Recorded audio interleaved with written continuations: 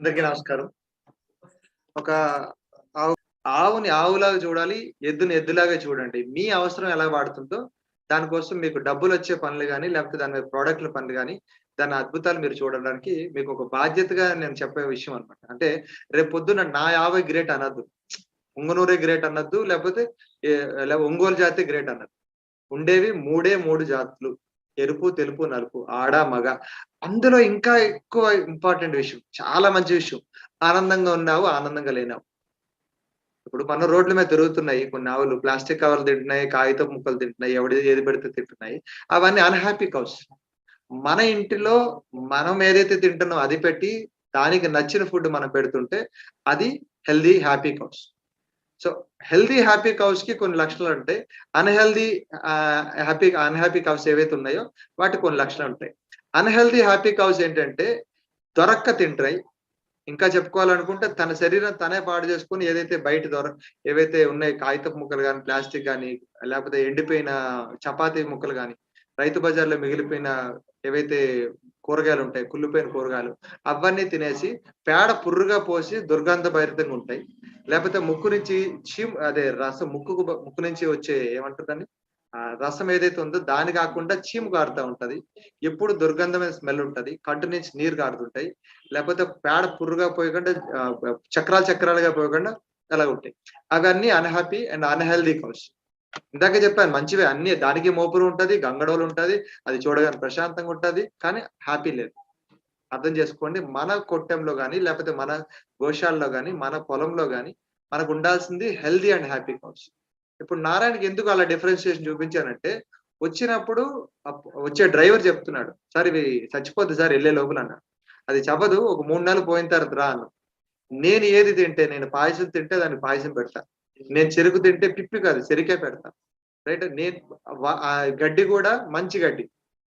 కుళ్ళిపోయింది ఎక్కడ పడితే అక్కడ తక్కువ దొరికింది కాకుండా అవి పెడతా. అరటిపళ్ళు గూడా మంచి అరటిపళ్ళు ఏవైతే ఉన్నాయో దానికి పెడుతున్నాం. సో, బెల్లం గూడా నేను తినే బెల్లమే అలా పెడతా. ఎప్పుడైతే ఇలాగ ఆలోచించినానో ఆటోమేటిక్‌గా దానికి ఎటువంటి మందులేయకుండా 3, 4 నెలల్లో అది డబుల్ అయ్యింది.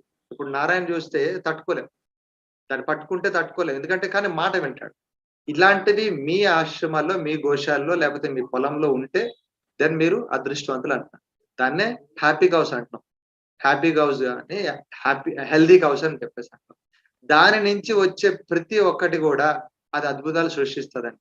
ఈ రోజులో మీ అందరి ముందు ఎదురుగా నిలబడి ఇలా చెప్తున్నానంటే దానికి కారణం గూడా ఆ గతంలో ఆవులా చూసాను గాబట్టి ఇలా వచ్చింది. ఎప్పుడైతే ఆవు మీద వ్యాపారం గాని, లేకపోతే బ్రీడ్స్ అని నేను కూడా అనుకుంటే, నాకు ఇలాగే జరిగేదేమో. అంటే బయట ఏదైతే గోశాలలు లేకపోతే డైరీ ఫార్మ్ స్టార్ట్ చేసిన వాళ్ళందరికి ఎలాంటి కష్టాలు జరుగుతున్నాయో అలాగే జరిగేది. దాని నుంచి నేనేం చేస్తున్నానంటే, నా వరకు కావాల్సిన పాలు తీసుకుంటాం. నా ప్రోగ్రామ్స్ గాని, లేకపోతే మా ఇంటికి కావాల్సిన పాలు తీసుకొచ్చి మిగతావంతా దూడలకు వదిలేస్తాం. మిగతా ఎప్పుడైతే దూడలకు వదిలేసినామో అది హ్యాపీస్ ఉంటాయి. నాకు అంతకు మించి మెయిన్ కావాల్సిందేంటంటే పేడ. ఆ పేడ నుంచి మీరైతే జీవామృతం, ఘనజీవామృతాలు చేస్తారు. కషాయాలు చేసుకుంటారు. మూత్రం నుంచి కషాయాలు గాని, లేకపోతే ఇంకా చాలా ఐటెమ్స్ కలుపుకుంటారు. ఆహ్, దేనికి ప్రకంగా ఒక వ్యవసాయ పరంగా. లేదు ఇంకా బతకాలి.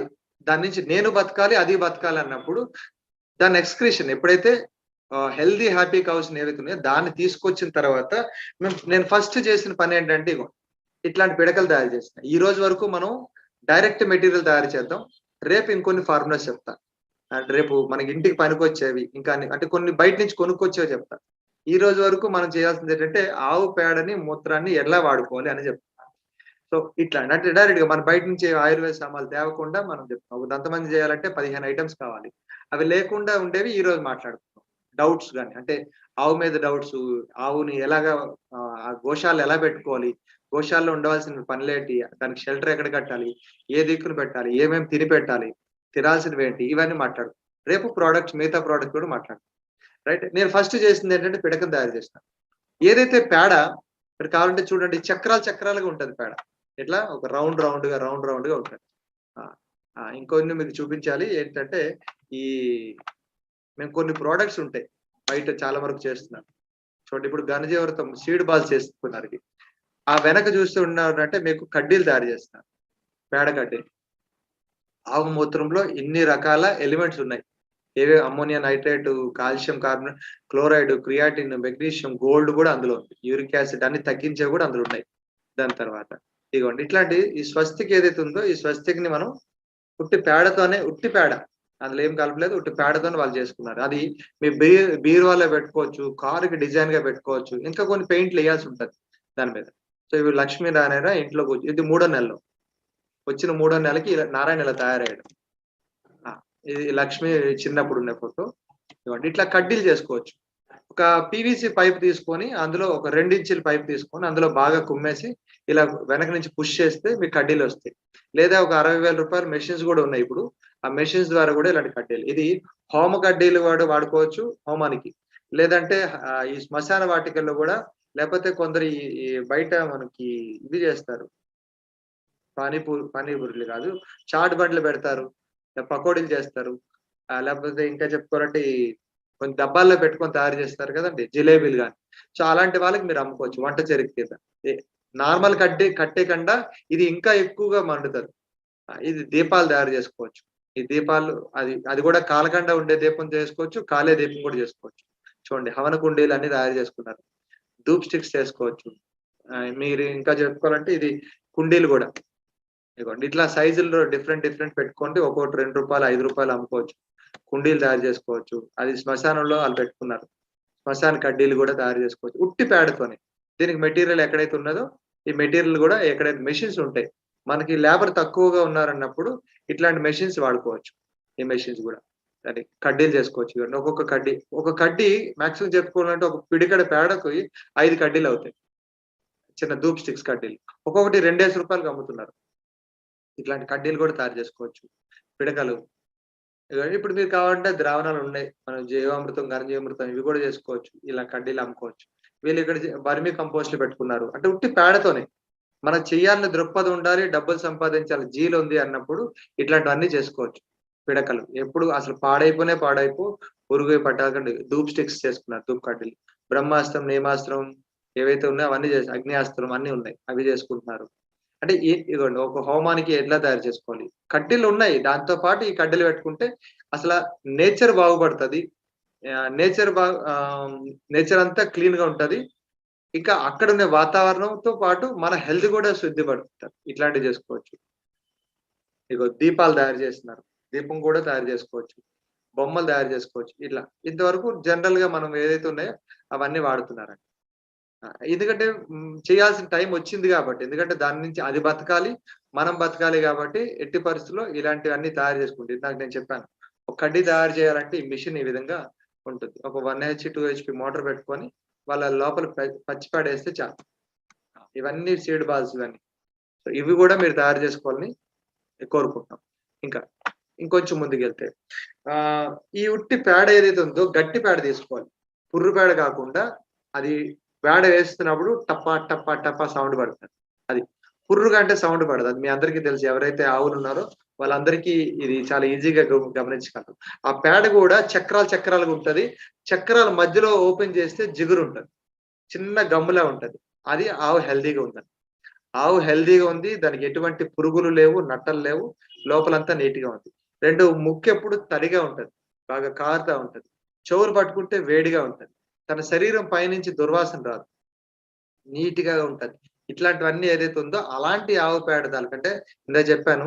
హ్యాపీగా, హెల్తీగా ఉండే ఆవు ఏదైతే ఉందో దాన్ని తీసుకొని ఇట్లా పేడని ఒక చక్రాలుగా మేమేం చేసాం 3 ఇంచుల పీవీసీ పైప్ ఇది. పీవీసీ పైప్‌ని 1 ఇంచి మందంలో కట్ చేసుకున్నాం. ఈ మందంలో. కట్ చేసుకొని దాంట్లో అద్దేస్తున్నాం అంతే. దీనివల్ల ఈ పిడక తయారైపోతది. ఒక్కొక్క పిడకని రూ. 5 కూడా అమ్ముకోవచ్చు. చిన్న పేడ. సో, దీంతో పాటు ఇంకా చేసుకునేవి ఏంటంటే ఆహ్, చిన్నగా దాంట్లో కొన్ని రకాల హెర్బ్స్ వాడి ఇట్లా వినాయకుడు తయారు చేసుకోవచ్చు. వినాయకుడు చేసి చిన్న పెయింట్‌లేసినాం. ఇది కార్‌లో గాని పెట్టుకున్నాం అనుకోండి, ఏం లేదు ఎవరికైనా గిఫ్ట్‌లిచ్చినా, కిట్టి పార్టీలో గిఫ్ట్‌లిచ్చినా, లేకపోతే మన ఇంట్లో ఫంక్షన్ ఉన్నప్పుడు నలుగురికిచ్చినా జాగ్రత్తగా పెట్టుకొని వాడతారు. వాళ్ళ ఇల్లు మనకి ఆవుల వల్ల ఇంత ఇది జరుగుతుందనుకోవచ్చు. ఇది కొందరు పూజకి వాడతారు. కొందరు పూజకి వాడరు. సో, మోస్ట్‌లీ వాడినా వాడకపోయినా మనం ఒక ఐటెమ్ తయారు చేస్తాం పేడ నుంచి. ఇది ఇలాంటివి తయారు చేసుకోవచ్చు. ఇంకా చెప్పుకోవాలంటే ఒక ఆవిడేం చేశారంటే వాళ్ళ అమ్మ జ్ఞాపకార్థం వాళ్ళ అమ్మ చనిపోయారు. ఆ చనిపోయిన జ్ఞాపకార్థం ఆవిడ ఫోటోలు పెట్టారు. వాళ్ళ అమ్మగారు ఫోటో పెట్టి అందరికి గిఫ్ట్ ఇచ్చారు. ఇది కూడా ప్యాడ్‌ది. ఇక్కడ చూడు స్వస్తిక్ పెట్టుకున్నారు. స్వస్తిక్ పెట్టి ఆవిడేం చేశారు, ఒక చిన్న కలర్ వాడి ఇందాక నేను చూపించిన దానికి కలర్ వాడి వాళ్ళ అమ్మగారు ఫోటో పెట్టి ఆవిడ గిఫ్ట్ పెట్టినారు. సో ఇట్లాంటివి కూడా మనం ఇవ్వుకోవచ్చు. ఇంకా చెప్పుకోవాలనుకుంటే ఇది ఒక పెన్ స్టాండ్.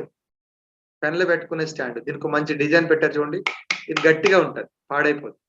సో దీనికి వాడాల్సిన మెటీరియల్ కొన్ని వాడుకొని ఇవి తయారు చేసుకోవచ్చు. చూడండి ఇవన్నీ. దీన్ని ఇంకా ముందుకెళ్తే అసలా చెప్తే ఇగోండి.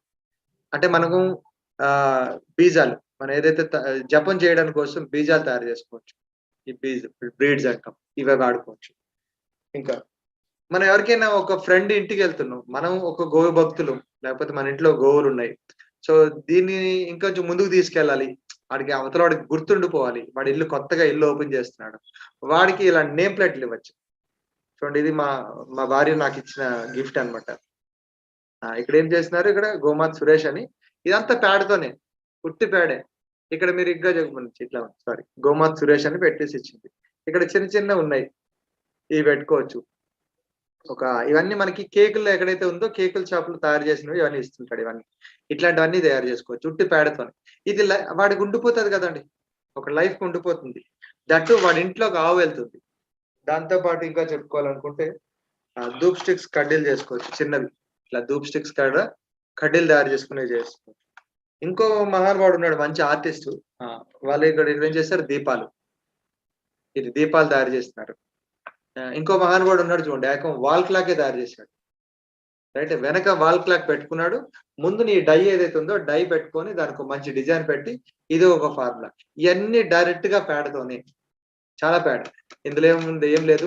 మామూలుగా మనకి వాడుకునే పేడ కొంచెం మట్టి ముల్తాని మట్టి పలికితే ఇవి తయారు చేసుకున్నారు. ఎందుకు చెప్తున్నానంటే ఇవన్నీ మీకు మోటివేషన్ కోసం చెప్తున్నాను. చూడండి ఇంట్లో వాడుకునే ఒక అలంకారప్రాయంగా ఉండేది ఇట్లాంటివి కూడా తయారు చేసుకున్నాం. సో ఇన్ని రకాలుగా మనం తయారు చేసుకున్నప్పుడు డబ్బులు సంపాదించవచ్చు. దాంతో పాటు ఆవు కూడా బతుకుతది. కేవలం పేడతో. అదే ఒక ఆవుకి పాలు గురించి అనుకున్నాం అనుకోండి. ఆ పాలు ఎక్కడికి వెళ్తాదో ఒకసారి క్యాలిక్యులేషన్ చెప్తాను చూడండి. ఆవు 4 సంవత్సరాలు అంటే 3 సంవత్సరాలు అయిన తర్వాత కడతది. హీట్‌కి వస్తది. హీట్‌కి వచ్చిన 9 నెలలు అంటే 1 ఇయర్ పోయిన తర్వాత మాత్రం పాలిస్తది. సో పాలు కూడా ఎన్నాళ్ళు ఇస్తదండి? మళ్ళీ అది జీవితకాలం 20 సంవత్సరాలు అయితే 16 కడతది. 16 సంవత్సరాల వరకు ఈనుతది. 16 - 4 తీసేస్తే దాదాపు 12 సంవత్సరాలు. 12 ఈతలు ఈనుతది.